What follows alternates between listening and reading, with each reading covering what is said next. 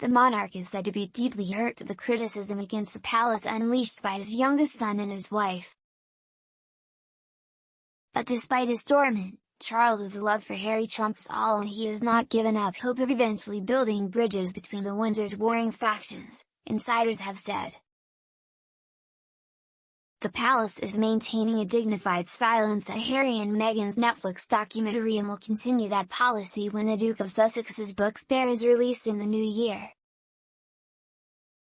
Sources have made it clear the king does not want to strip Harry and Meghan of their titles, and that in time a meeting may be able to take place to try and heal the rift ahead of his coronation in May.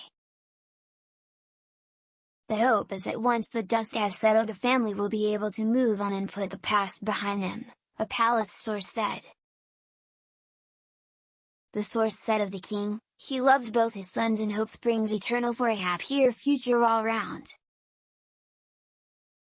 If some can stop fixating on the past. Asked about the possibility of the king extending an olive branch, they added, "Let's see how things evolve." Charles's magnanimous attitude shows a deep compassion and forgiveness in the wake of the Netflix documentary, which saw Harry accusing his father of saying things that just simply weren't true, William of being terrifying, and palace officials briefing against him and Meghan.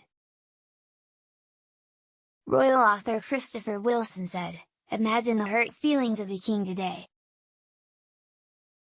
He has lost a son twice over, as a beloved member of his family, and is a valuable member of Team Windsor.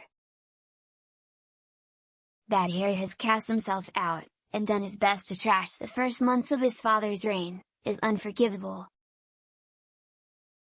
But you're left with the overwhelming belief that, despite all, Charles still loves Harry and would welcome him back into the fold. "We are seeing signs of compassion in the sovereign that maybe we never saw before. But for sure, he must be hurting inside."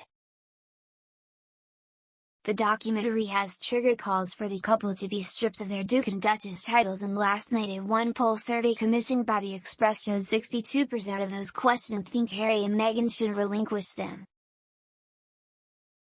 Only 25% said they should keep them, with 13% saying they did not know. Sources close to the king have made it clear that he will not support MPs who want to strip any members of his family of their titles.